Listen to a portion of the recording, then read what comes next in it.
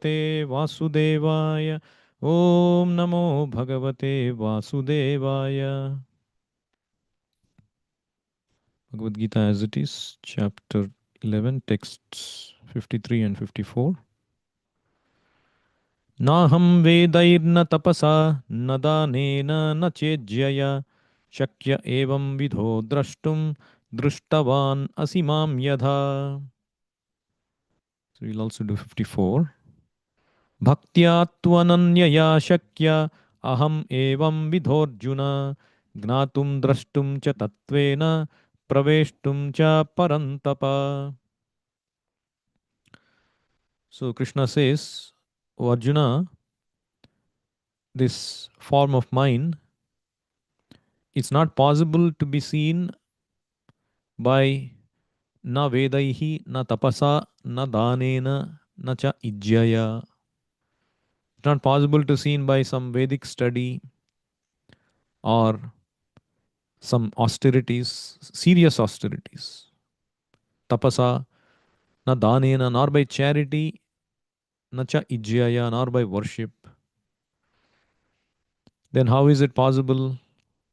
Shakya evam vidho drashtum drushtavan asimam yadha. It is not by these means that one can see me as I am. Then how is it possible? Bhaktya tu ananyaya shakya. Only by ananya bhakti. See here another place where Krishna, he is giving the conclusion of Bhagavad Gita, which is ananya bhakti. It is not karma, gnana, yoga, dhyana. It is pure bhakti. Bhaktya tu ananyaya shakya. Aham evam vidho. In this way, as I am seen before you, evam vidaha Arjuna, only by ananya bhakti you can understand. Gnatum, drashtum, cha tatvena. Tatvena means in truth. You can understand me, Gnatum, and see me as I am, drashtum, and enter into my understanding. Praveshtum, cha parantapa. Enter into the mysteries of my understanding. So Krishna can be understood only by the process of Ananya Bhakti, undivided devotional service.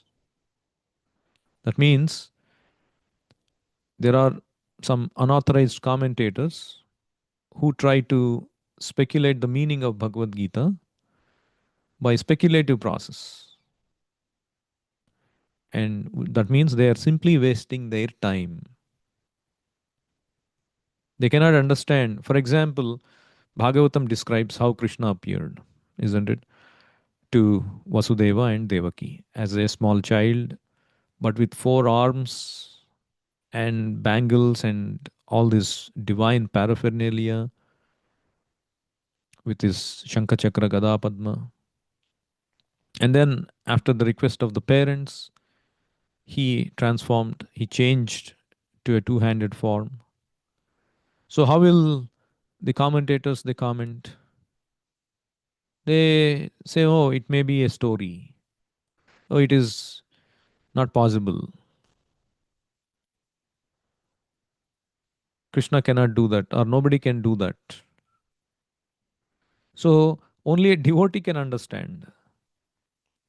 Just like, for example, there is a jewel, um, Vaidurya jewel. It can exhibit different colors based on different sides, how it is reflecting from the sunshine. Sometimes it appears as yellow, sometimes red. Even a diamond we see based on the sunlight, it reflects. You can see in different colors. So the same diamond, same jewel is exhibiting different forms. So the same Supreme Personality of Godhead, what is difficulty for him to exhibit different forms? He exhibits according to the desire of the devotee. If the devotee wants to serve him in parental rasa, the Lord will appear as a child. If the devotee wants to serve as a friend, the Lord will exchange pastimes as a loving friend. So this is called tattva. Tattva understanding means in truth. And how that becomes revealed? Can anybody understand that? No. Only when Krishna reveals. Only when he reveals, it will be understood. Otherwise, it will remain. You are given a bottle of some liquid and it is reddish brown in color, a little dense. And different people are coming and conjecturing, oh, it is some kind of a juice. It is some kind of a oil. It is some kind of a fuel. It is a sap of a tree bark. But actual thing is it is honey. How it is known? Only when you open it and when you taste it. The proof of the pudding is in the eating. So who can open that? We can. It is sealed. Who has the keys? Only Krishna has the keys, or his bona fide representative has the keys. Only they can open. And then they can give you the taste. And then you can understand, oh, this is actually honey. Or, for example, there are some blind people, and a set of blind people are brought to an object and are asked to touch it. You tell me what it is. Oh, they're saying, oh, it's a big wall. And then another set of people were brought to the same object. It's a big, huge object.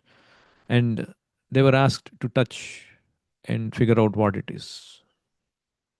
They touched and they said, oh, it's, some big ropes are there. Big ropes. Somebody said it's a big wall. Somebody said it's big ropes.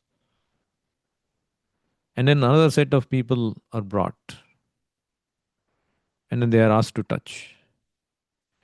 And then they said, oh, this is some differently shaped marble, even though it is sometimes sharp. Somebody said it's a wall, somebody said it's a rope, somebody said it's a marble. What it is? Actually, it's an elephant. You are you are blindfolded and you touch the body of the elephant. It might seem like a huge wall, or you might touch its tail or trunk. It might seem like a big rope. You touch its trunk, it might appear very smooth, like a marble. But it is none of those. It is an elephant.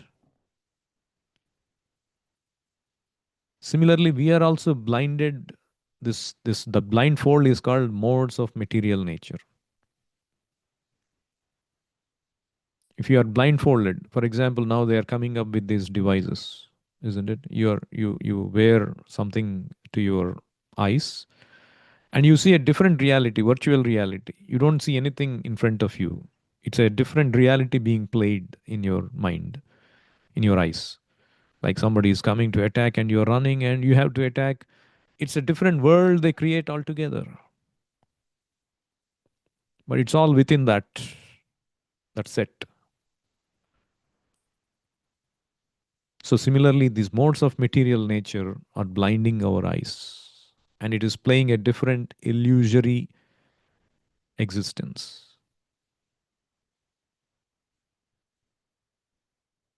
I am this body. I am son of such and such.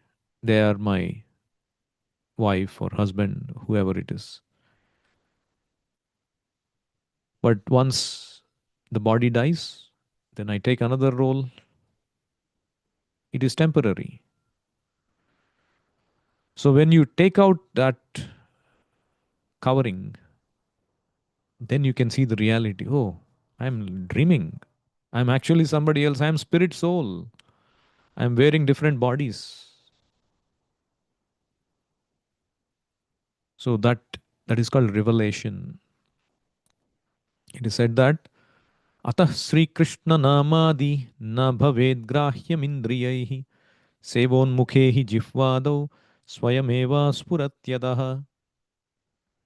So just like a blindfold person cannot see anything in front of him, thus we are blinded by this blunt senses and we cannot perceive Krishna, his pure name, his pure form, his transcendental pastimes, his abode, his pure devotees, nothing we can perceive. Who can understand? Who is removed of that covering? Krishna has to do that. Swayameva spuratyadaha sevon mukhehi jihvadau. When does Krishna do that? When we render seva. Seva means bhakti. Bhakti and seva are similar or same. Prabhupada defines bhakti means devotional service. Devotion has to be there and service has to be there.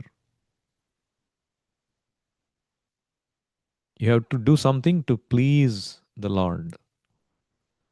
It is called service. That is why sometimes people misunderstand. Oh, you're all sentimentalists just going to temple and praying. See, we are practical people. We do something to the society. Actually, bhakti means service, doing something, not according to what the materialists are saying, but according to what Krishna is saying. Like Krishna never asked Arjuna, oh, you sit and only chant, even though that is the highest stage. One who is always thinking of Krishna and chanting, he is gone through all these stages and he is doing the highest thing, of course. But in order to come to that stage, you have to engage in active devotional service. Krishna is engaging Arjuna to fight. Krishna engaged the Pandavas. Krishna engaged everyone when he came, when he advented, to do practical activity. In our movement, practically, from that morning when we finish our sadhana, we start to engage in different services. Even if we are working outside, that is considered like Krishna has put me in this position, in this job, in this activity. By the result of that activity, I'm supposed to please Krishna. Then it becomes Krishnaized. Then it is a service. So that is why when people say, oh, we are doing practical activity, we are contributing to economic development, we are building hospitals, we are building aeroplanes. So what are you doing practically? It's like, for example, this is one incident Prabhupada narrated from his memory. He was in one place, and then in front of his house there was one family living. And one day he saw that this mother, she had these children, and she is beating this boy, one of his, the elderly children. She's beating like anything, and then he's crying like anything. And Prabhupada sent his servant, can you go check what happened? And the servant went and found out and came back and told Prabhupada. So what had happened? She had a younger son who is suffering from typhoid. And so she said no eating, no solid food, because typhoid, solid food is dangerous. And but this younger son is very hungry, and this elder son saw that, oh, you're hungry, mom doesn't know anything. I'll give you something. He came and gave something and he ate, and that became aggravated. So in the spirit of helping somebody, he actually hurt somebody. So people, they want to do something for the society. They want to contribute to economic development, technological advancement, medical advancement. but they should know how to help. Who knows how to help? Only a doctor knows, or the parent knows. Even if the patient is fasting, that is a treatment for the patient. And because the elder son did not know that it is a treatment, by giving so called comfort, he thought of helping, but actually it is hurting. Similarly, any advancement we make without taking guidance of Krishna, we will end up only hurting. Because Krishna is the real doctor, Krishna is the real well wisher, Krishna knows the real treatment.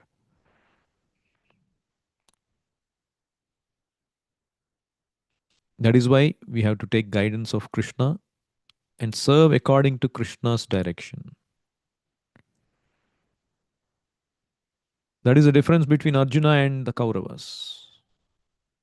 Both are equipped. A devotee and an ordinary materialist both seem similar from external perspective. They are fighting, they are fighting. We are working, the materialists are also working. So what is the difference?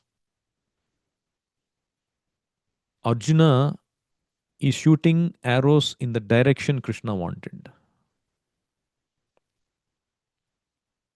That is the difference.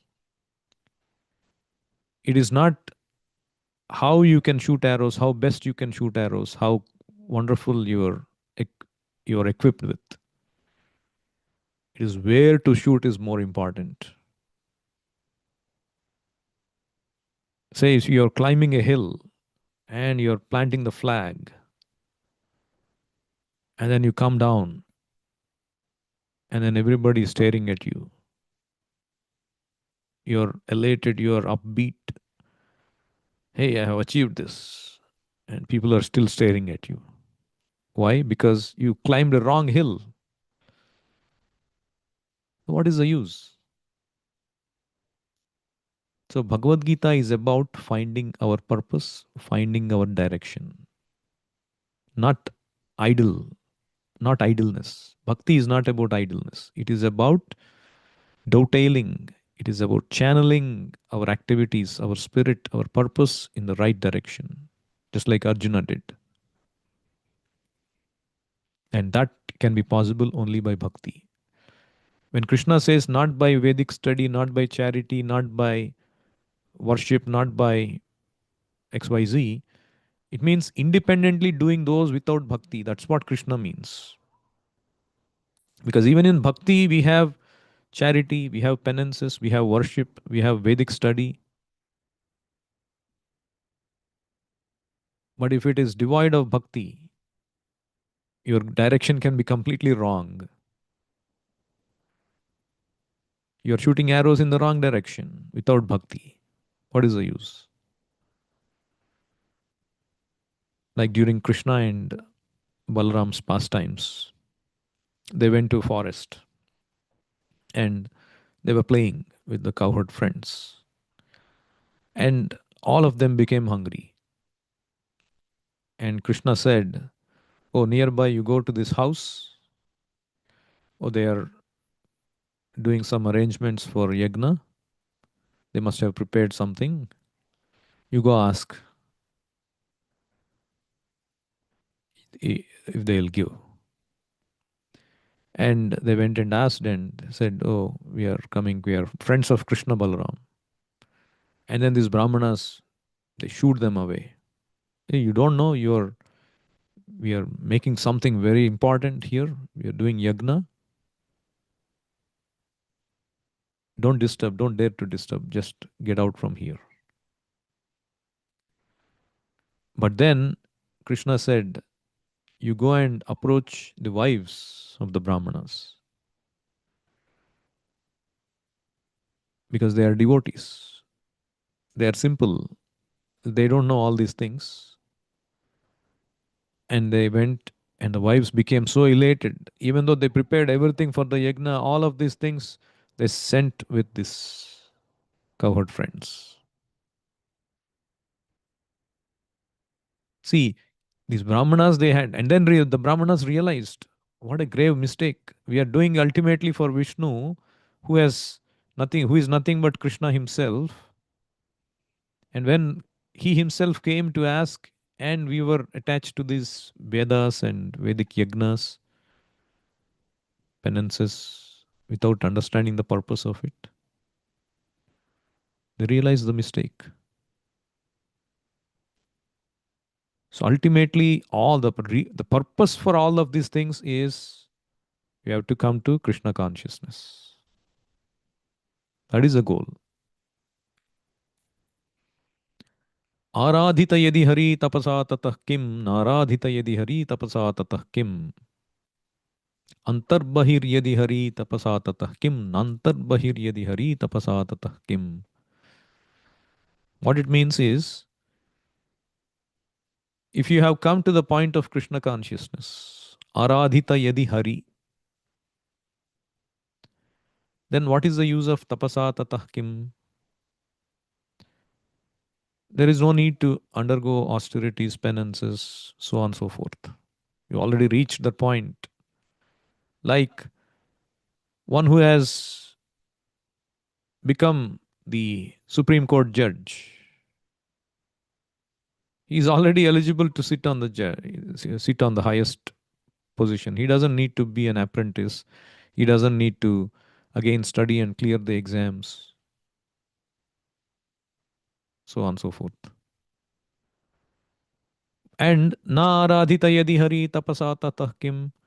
If you have performed all these austerities, penances, Vedic studies, charities, tapasa tatah, but if you have not come to the point of aradhita yadi hari, Krishna consciousness, na aradhita, then what is the use of those? Shrama eva hi kevalam. They are just useless labor. So any labor we do, there has to be some use, isn't it? If somebody tells you, oh, the whole day you're working, but it will be useless, why would we work? Unfortunately, we are doing the same.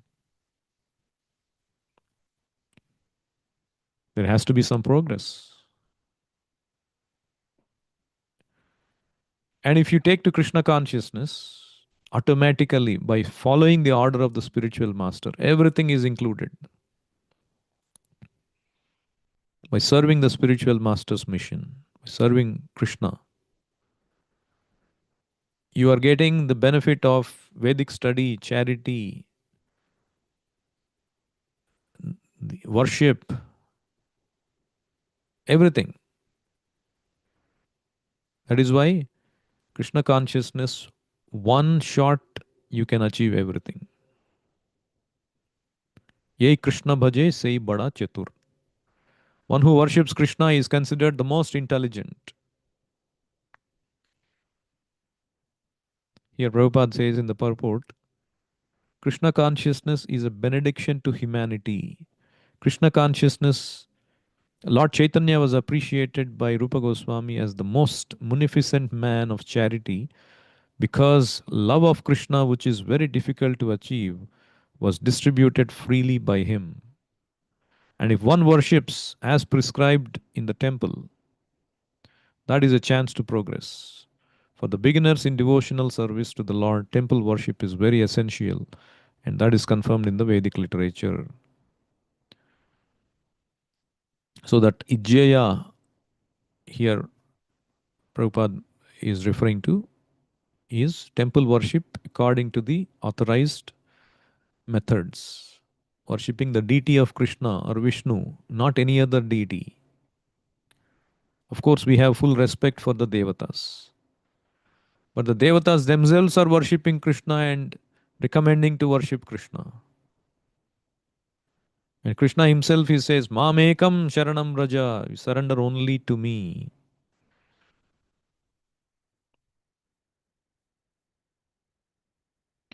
One who has unflinching devotion for the Supreme Lord and is directed by the spiritual master can see the Supreme Personality of Godhead by revelation. As I said, it has to be revealed. For one who does not take personal training under the guidance of a bona fide spiritual master, it is impossible even to even begin to understand Krishna. So we have to be guided by a bona fide spiritual master. Like we are all coming to the temple and we are all doing services. Srila Prabhupada, through his system set up, the way of setup he system he set up through his temples, through various services that he desired, how to expand the movement. Then we can get the personal training and guidance from the spiritual master. And then Prabhupada mentions about the personal form of Krishna, the two-handed form, and then there is a four-handed form. They are completely different from the temporary universal form shown to Arjuna. The four-handed form is Narayana, and the two-handed form is Krishna. They are eternal and transcendental, whereas the universal form exhibited to Arjuna is temporary.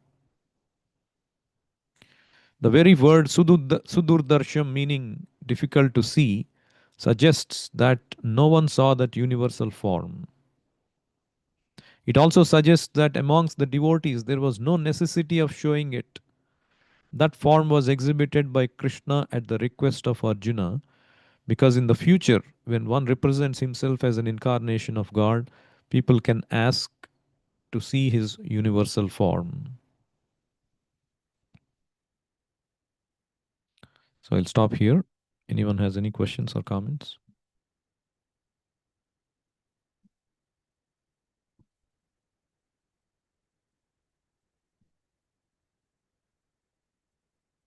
Bhagavad Gita as it is ki jai, Srila Prabhupada ki jai, Nitai Gaur Premanande, Hari Hari Bol.